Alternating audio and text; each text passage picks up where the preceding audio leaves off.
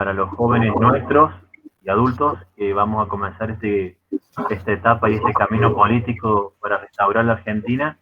Y también hemos abierto a cualquiera que quiera participar porque también es un servicio que queremos brindar y lo consideramos como parte de la batalla cultural. Así que bueno, acá estamos. Hoy va a estar con nosotros el doctor Mario Meneghini.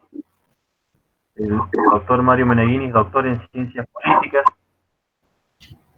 es miembro correspondiente de la Academia Sanmartiniana, la Academia Argentina de Historia, Centro de Estudios Cívicos de Córdoba. Es un gran intelectual, muy buen escritor, tiene varios libros escritos sobre doctrina social de la Iglesia y política. También ha conformado un curso de doctrina social de la Iglesia que lo dicta online, así que bueno, están todos invitados. Después le vamos a pedir a él que nos comente de qué se trata y cómo podemos acceder a ese curso que es además interesante. Es un analista político, no solamente es un teórico en el orden especulativo, sino que lo lleva a la práctica. Por eso es que lo hemos convocado hoy con nosotros para que nos haga un análisis de la situación actual, del orden teórico y práctico. Así que bueno, Mario, muchísimas gracias por estar y el auditorio suyo. Gracias a vos por esta oportunidad. Espero, después de tanto título que has mencionado, no defraudar. Lo que me parecía interesante, en base a tu invitación, es conversar un rato sobre el tema de la soberanía y todos los temas conexos. En este momento, un momento de profunda crisis en la Argentina, como nunca antes hay un desaliento generalizado, un clima de protesta, de descontento, una atomización social. Y estos síntomas evidencian que está debilitada la concordia, que es un factor imprescindible para que exista una nación en plenitud. Tratando de seguir un orden medianamente lógico, el primer tópico a analizar es la relación entre los conceptos de nación y Estado. La nación es una forma típica de comunidad, es decir, una agrupación de personas que se forma espontáneamente, no de manera deliberada, y que surge históricamente por la agregación de determinadas características comunes en una población. Territorio común, una etnia, generalmente una sola, o en base a la más importante que haya en el territorio, una cultura, en la mayoría de los casos también una religión determinada. Esto va conformando lo que llamamos una nación, que no es una persona moral, por lo tanto no puede organizarse. De ahí el error se sigue repitiendo en la mayoría de las facultades de Derecho del país, de considerar al Estado como una nación jurídicamente organizada. Esto es un concepto que surge en la Revolución Francesa, donde también se confunden a partir de ese momento los conceptos de soberanía y de soberanía popular. En realidad la nación es algo no político y según la experiencia histórica puede convivir con otras naciones dentro de un mismo Estado. En el caso de Bélgica y de Canadá, por ejemplo. Así como puede extenderse una nación más allá de las fronteras de un Estado. Mientras el Estado es un ente de existencia necesaria para la convivencia humana, la nación está condicionada históricamente y puede desaparecer. Este es un dato que hay que tener en cuenta en el caso argentino, donde vemos que cada día más se va debilitando el ser nacional. Si no se revierte rápidamente esta situación, va a quedar como una figura histórica la nación, pero no va a existir de hecho. Este es un problema a tener en cuenta. El segundo tópico a considerar es el peligro que muchos hoy creen advertir de que en esta época asignada por la globalización, el Estado sufra una disminución o pérdida total de la soberanía. En este tópico tenemos que precisar el concepto mismo de soberanía, que no es otra cosa que la cualidad del poder estatal que consiste en ser supremo en un territorio determinado, y no depender de otra normatividad superior. La soberanía no es susceptible de grados, existe o no. Por lo tanto, carece de sentido mencionar la disminución de soberanía de los estados contemporáneos. Lo que sí puede disminuir o incrementarse es el poder propiamente dicho, o sea, la capacidad efectiva de hacer cosas, de resolver problemas, influir en la realidad. El hecho de que un Estado acepte, por ejemplo, delegar atribuciones propias en un organismo supranacional o supraestatal como el Mercosur no afecta su soberanía, pues precisamente ha adoptado esta decisión en virtud de su carácter de ente soberano y puede revocar esta decisión. Esto acaba de ocurrir y a veces no lo hemos dimensionado adecuadamente por la propaganda periodística en contra, con lo que se llama el Brexit. Gran Bretaña decidió retirarse de la Unión Europea en un proceso muy engorroso que duró varios años por el mismo estatuto de la Unión Europea, pero lo hizo y ya no pertenecen a la Unión Europea. Asumió plenamente consciente el gobierno inglés las complicaciones que podrían derivarse de esta decisión, pero consideraba que la Unión Europea estaba afectando seriamente el futuro específico de Gran Bretaña. Lo que ha ocurrido con esta pandemia ha quedado demostrado que en realidad la Unión Europea es una entidad ficticia, pegada con saliva, podríamos decir, porque frente a este peligro que representó la pandemia, cada Estado funcionó como debería funcionar normalmente, protegiendo sus propios intereses. Entonces, Alemania, Francia se han enfrentado con los países nórdicos, por ejemplo, que son los más organizados y que tienen mejores espaldas por su sistema social. Y prácticamente está en vías de desaparecer la Unión Europea a menos que se hagan profundas reformas. En varios países europeos, el Estado maneja más de la mitad del gasto nacional y por lo tanto no es consistente afirmar que los políticos son simples marionetas del mercado. Es claro que esto exige fortalecer el Estado. Sigue siendo el único instrumento de que dispone una sociedad para su ordenamiento interno y su defensa exterior. La situación internacional, vista sin anteojeras ideológicas, ofrece, en especial de 1989, con la caída del muro de Berlín, posibilidades de actuación autonómica incluso a países pequeños y medianos.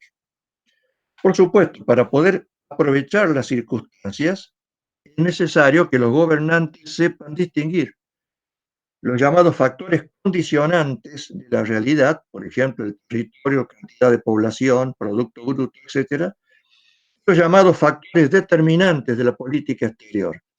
Son los hombres concretos que deciden en los estados, procurando mantener su independencia.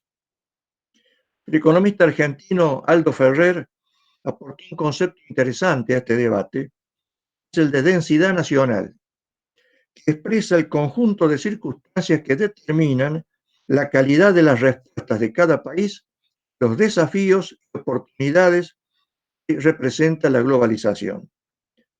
Este autor atribuye a la baja densidad nacional la causa principal de los problemas argentinos. Habiendo analizado estos aspectos introductorios de la cuestión, podemos ahora tratar de referenciarla a nuestro Estado. No cabe duda que la globalización implica un riesgo muy concreto de que disminuya en forma alarmante el grado de independencia que puede exhibir un país en vías de desarrollo mediano como el nuestro. Entendiendo por independencia la capacidad de un Estado de decidir y obrar por sí mismo, sin subordinación a otro Estado o actor extranjero. La posibilidad de dicha independencia va a variar según las características del país respectivo y de la capacidad y energía que demuestre su gobierno. Porque más allá de las pretensiones de los ideólogos de la globalización, lo cierto es que el Estado continúa manteniendo su rol en nuestros días. Entonces, lo que nos debe interesar es saber si existe el Estado argentino, porque si no existe, resulta superfluo pretender defender o recuperar la soberanía, que, como dijimos, es un ingrediente, una cualidad del poder estatal. Sobre esto conviene seguir las enseñanzas del doctor Marcelo Sánchez Orondo y conviene realizar su argumentación, que yo me limito a resumir. Dice Sánchez Orondo que todo Estado incluye un gobierno, pero no todo gobierno implica que existe un Estado. El Estado existe, es una entidad, mejor dicho, jurídico-política. Surge recién en una etapa determinada de la civilización, como complejo de organismos al servicio del bien común, y supone una delimitación explícita del poder discrecional. De manera que si un gobernante puede afirmar, l'État c'est moi, el Estado soy yo, queda demostrada la inexistencia de un Estado. Porque la hipertrofia del poder personal sin frenos es un síntoma de la ausencia de un Estado. En toda institución, y el Estado es la de mayor envergadura en un territorio determinado, el dirigente se subordina a la finalidad perseguida y a las normas establecidas. No hay Estado si el contexto político y el orden jurídico que lo encuadra son una ficción. El gobierno no encuadrado en un Estado es errático y caprichoso. Sirve únicamente para el enriquecimiento e influencia individual de los gobernantes. Sin embargo, tampoco pueden lograr el funcionamiento eficaz de la estructura gubernamental. De allí la paradoja, en el caso argentino, de culpar siempre en forma sistemática al Estado de todos los problemas, cuando el origen de los problemas es la ausencia del Estado.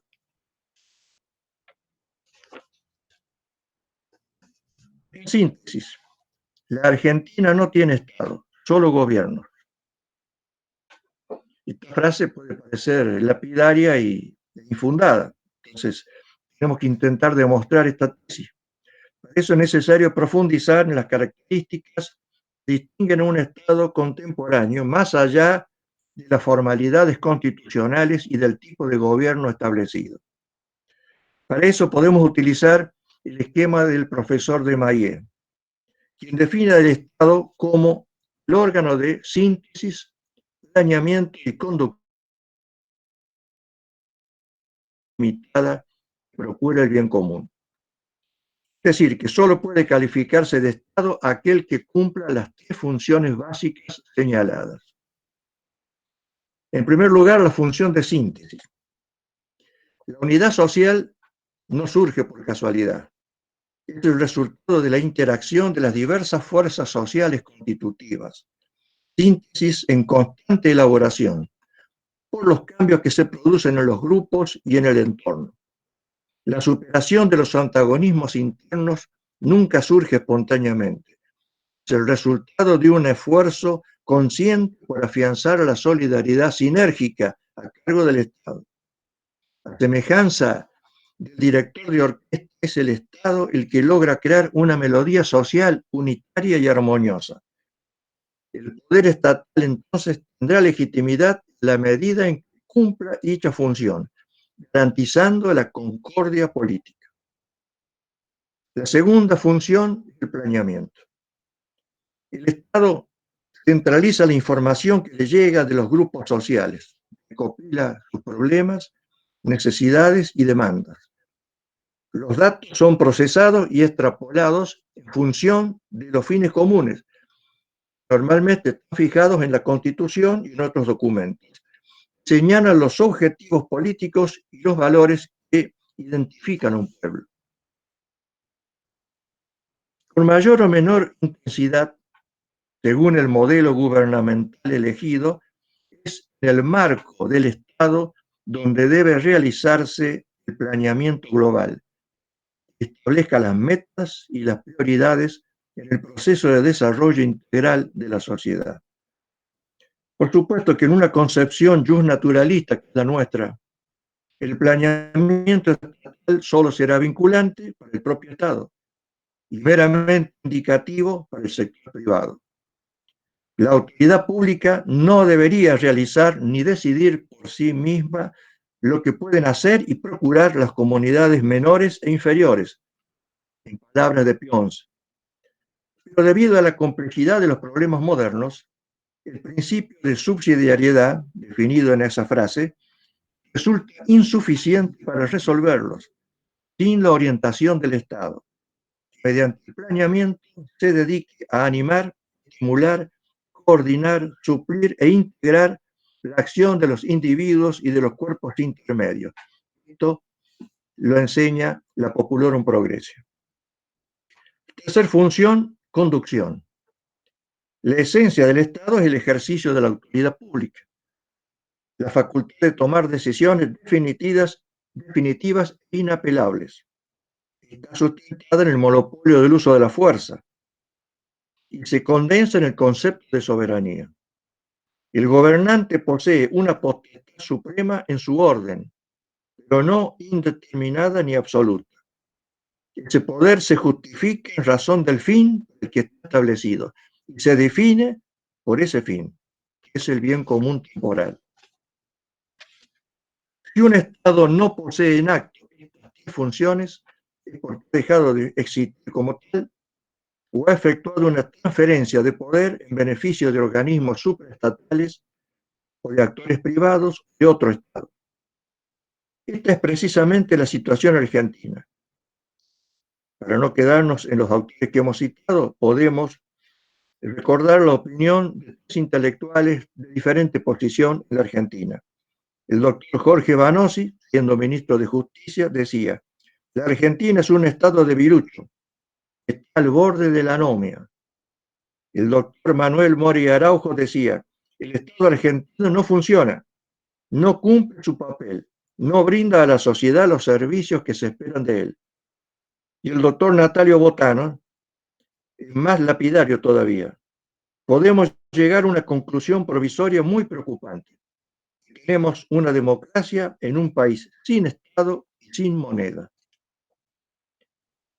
Como hipótesis, nos animamos a decir que el Estado argentino dejó de funcionar como tal a partir de junio de 1970, hace exactamente 50 años, con la caída que se produjo en esa fecha del general Onganía. Vamos a tratar de una breve fundamentación, aplicando el esquema teórico que ya habíamos expuesto. Podemos advertir que a partir de esa fecha resultaron afectadas las tres funciones básicas. La función de síntesis. A fines de la década del 60 empiezan enfrentamientos y disturbios sociales muy graves que culminan en una guerra civil. En mayo del 69 se produce el Cordobazo y un año más tarde el secuestro y asesinato del general Aramburu. Del presente, basta citar algunos datos. 900.000 jóvenes que no estudian ni trabajan, 16 millones de pobres, 1,5 millones de indigentes. Promedio de condenas por delitos cometidos en la última década, 3,2%. Prófugos de la justicia, 47.000. Liberados recientemente con una interpretación capciosa de la justicia, 2.000. Analfabetos, 600.000. 35% de la fuerza laboral trabajando en negro. 40% de la capacidad instalada en las empresas ociosa. Producto, si queremos señalar también, en términos más prosaicos, el Producto Bruto, que indica la potencia de una población.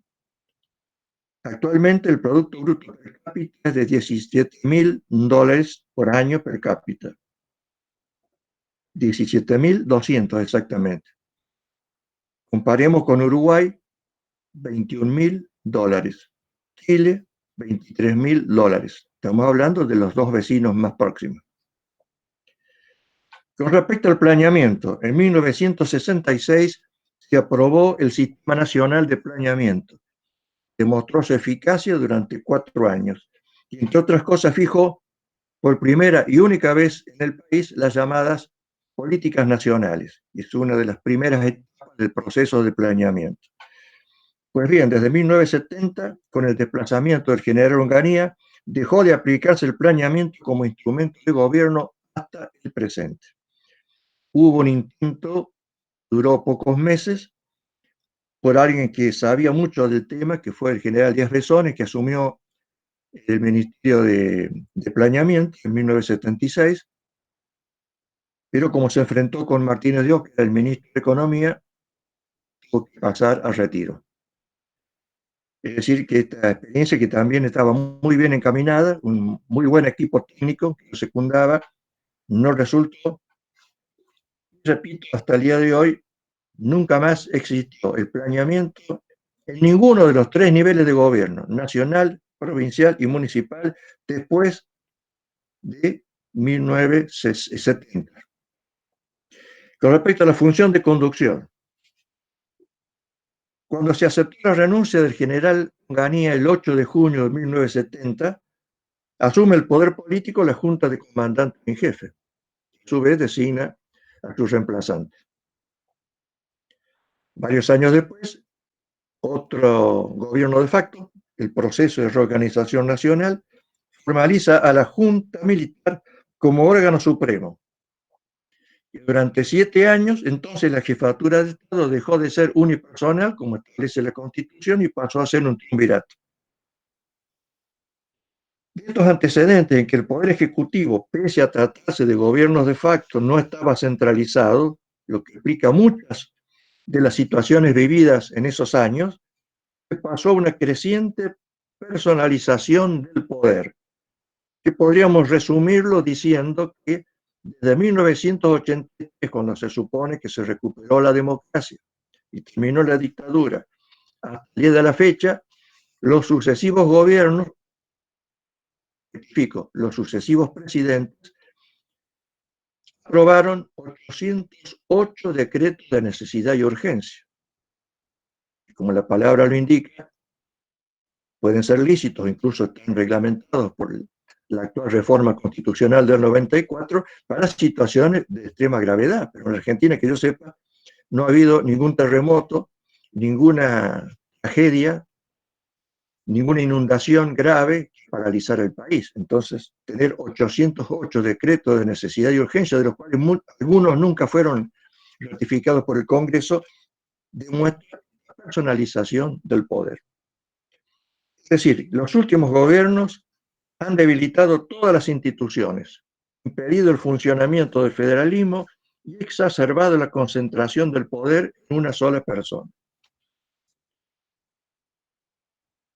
Suponiendo que se superara esta disfuncionalidad que hemos tratado de, en forma muy sintética, explicar, y que no hay Estado si no se dan en acto estas 3 funciones que señalamos, aún así que falta otro ingrediente.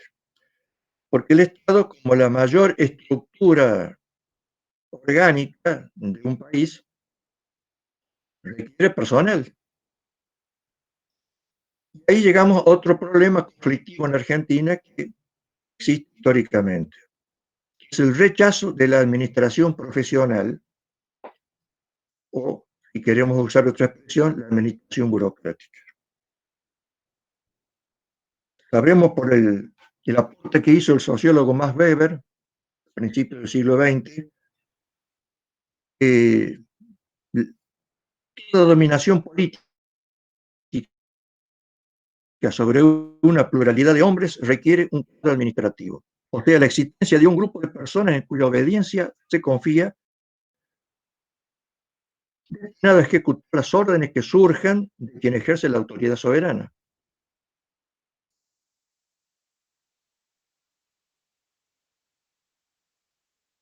En resumen, la burocracia, reglas impersonales.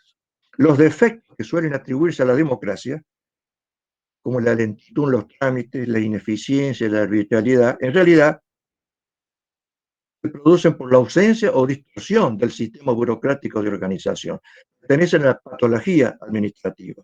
Y esta forma de organización se ha extendido y gravitado tanto, no solo en el sector público, pero especialmente en él, es porque constituye, a tenor de toda la experiencia de los últimos 2 siglos o siglo y medio, demostrado ser la más racional en precisión, continuidad, disciplina y confianza. El Estado moderno requiere, sin ninguna duda, que los organismos públicos estén a cargo de especialistas, que actúen con la mayor objetividad al servicio de toda la sociedad. Toda administración no burocrática se vincula inevitablemente a algún tipo de privilegio social. Las burocracias modernas, en cambio, rara vez han estado totalmente corrompidas. Tampoco se manifiesta en ellas la tendencia al nepotismo que se observa en los otros tipos de administración. Por lo tanto, si se quiere asegurar la imparcialidad en el tratamiento de los asuntos públicos, nada mejor que este sistema de organización, porque la experiencia demuestra una remuneración segura, unida a la posibilidad de una carrera, sumada a la disciplina y el control, así como el desarrollo del llamado honor estamental y la posibilidad de una crítica pública, ofrece la mayor probabilidad de contar con una administración del sector público honesta y eficaz. Un aspecto muy importante que suele olvidarse al criticar a la burocracia es que la organización burocrática no tiene dirección burocrática.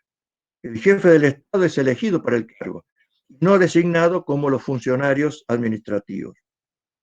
Y es precisamente la conducción política ejercida por el Poder Ejecutivo y en algunos aspectos con la intervención del Congreso quien debe fijar los fines y establecer las normas que los funcionarios están obligados a acatar.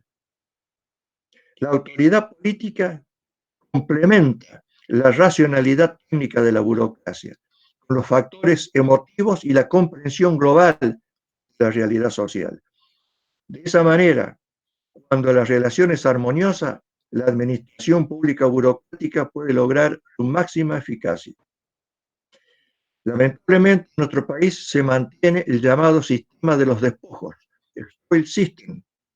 Fue abandonado hace más de un siglo por los países desarrollados, y que consiste en cubrir la mayoría de los cargos públicos con los miembros del partido que obtiene el gobierno.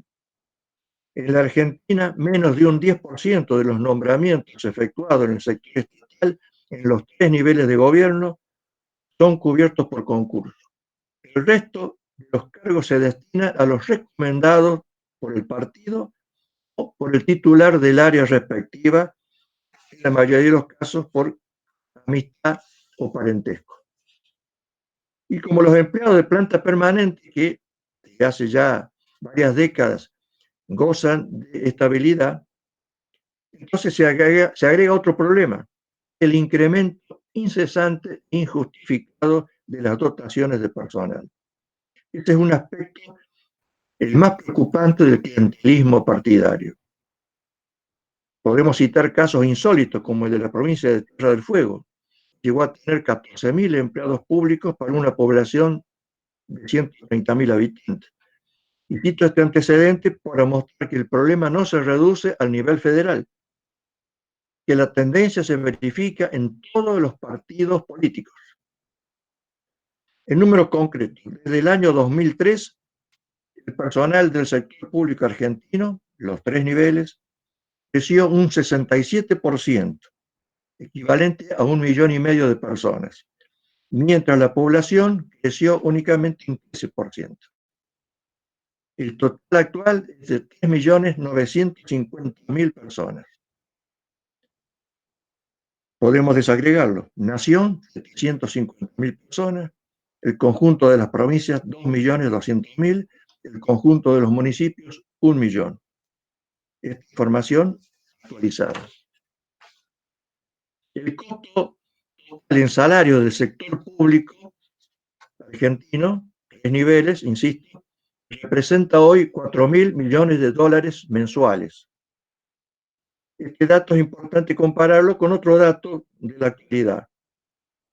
Y se va a aplicar, casi seguramente, una vez que lo apruebe el Congreso, el llamado impuesto patriótico que se quiere fijar a las 12.000 personas más ricas de la Argentina. Se ha estimado que ese impuesto, por única vez, va a completar una suma de 3.000 millones de dólares. Una vez se está gastando 4.000 millones por mes en salarios. Mientras en un país como Francia, cuando cambia el gobierno nacional, se sustituyen únicamente 250 funcionarios, en un municipio argentino como la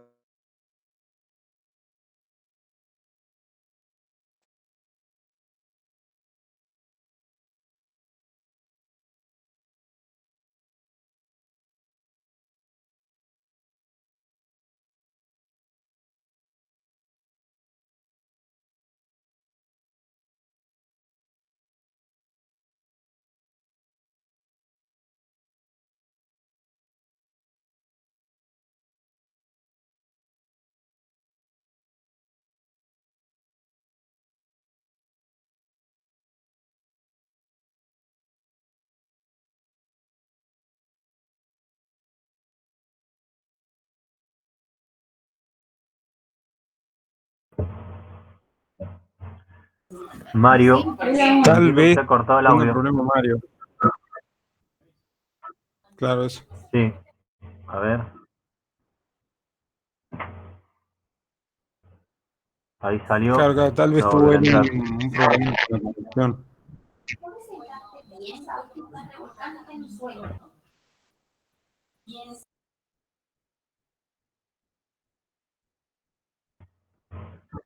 Sí, sí. No lo puedes enchufar.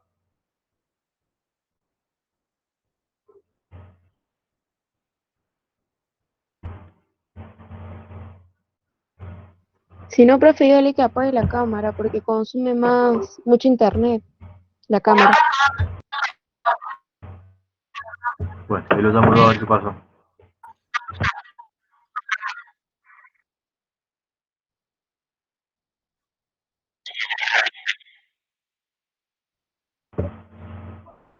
Martina, también se te corta vos, no te escucho nada. Que le diga a Ah, Mario claro, ahora le después que digo. apague la cámara. Bueno.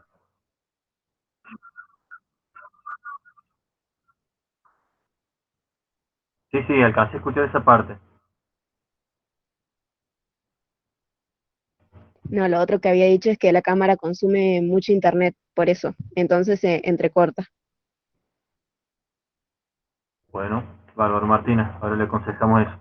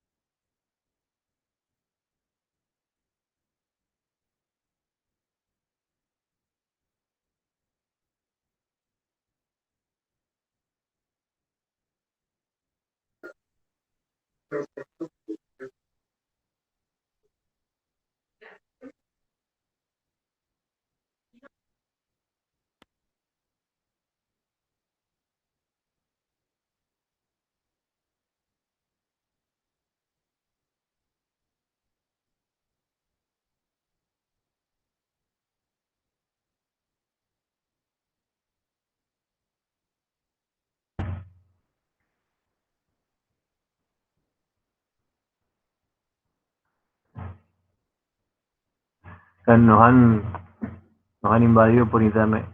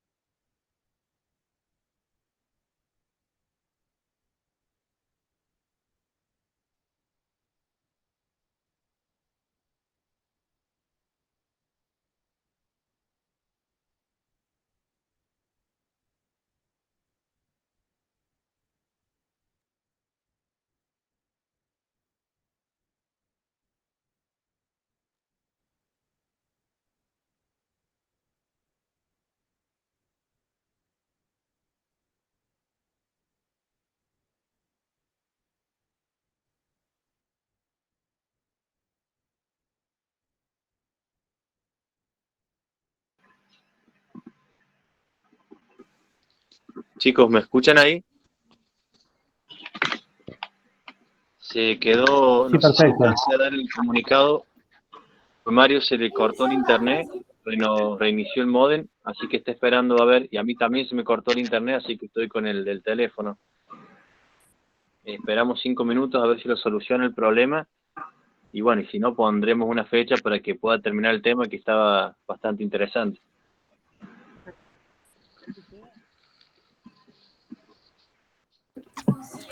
Bueno, ¿Tenés tu teléfono? Así lo llamamos, Mario. El otro día le llamamos al Francis y no respondió. Y ahora le mando un mensaje y veo que ni le llega el mensaje. Por eso te llamé a vos. Ah,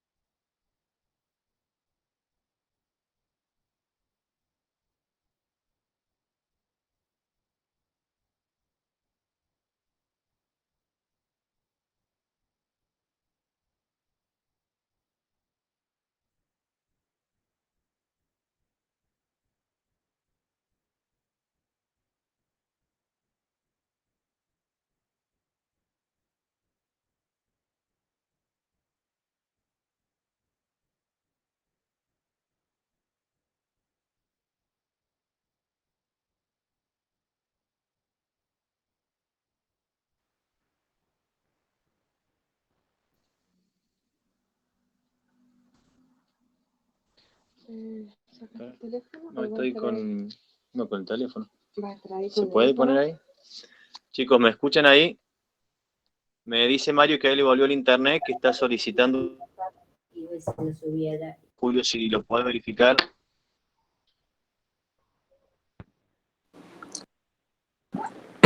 Tienen que entrar porque ya tiene activada la zona, así que el ingreso. Si no, que pida y yo estoy esperando. Sí, me dijo que estaba apretando ahí en volver a unirse. Che, qué macana. Y esto pasa cuando nos juntamos con los mercedinos, ¿eh?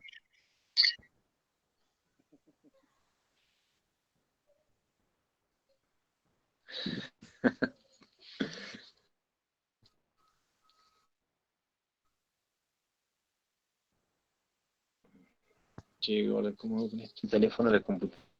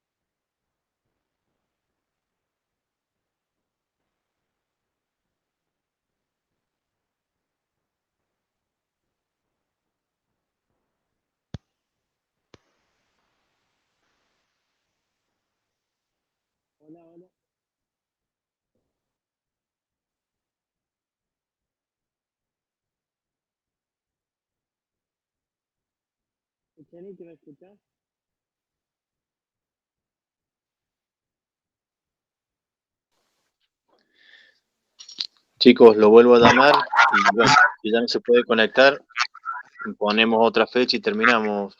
Ya les comunico.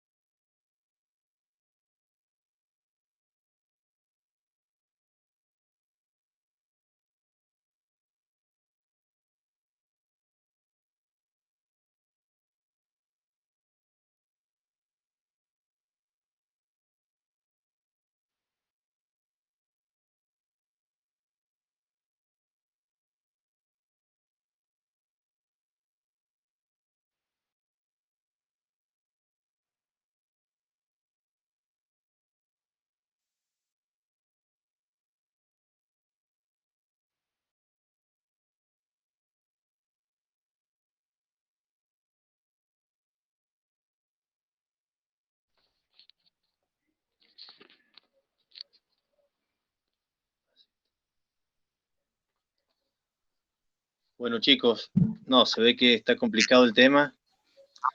Vamos a poner una fecha intermedia antes del jueves, porque el jueves estaba previsto Mario Caponeto, nos va a hablar sobre ética y política y las virtudes del gobernante. Así que bueno, por ahí el martes podemos poner la segunda parte de Mario Meneghini, así terminamos de escucharlo y le hacemos todas las preguntas que tengamos pendientes para hacerle. ¿Les parece el martes? Perfecto, Seba. De acuerdo. Bueno, disculpen el desperfecto técnico, pero bueno, se ha quedado él sin nada. Así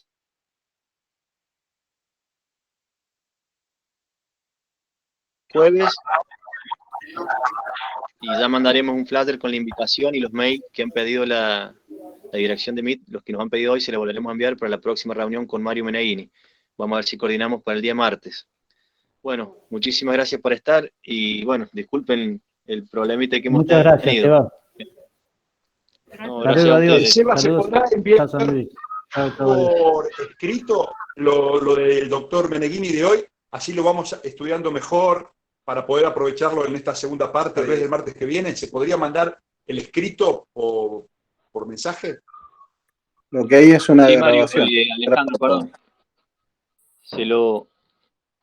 Alejandro, se lo voy a pedir porque la verdad que estaba muy interesante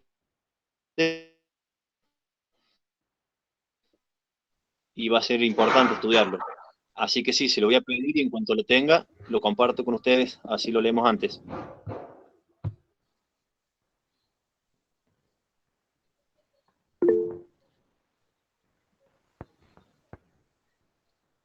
¿Listo? Perfecto, buenas noches.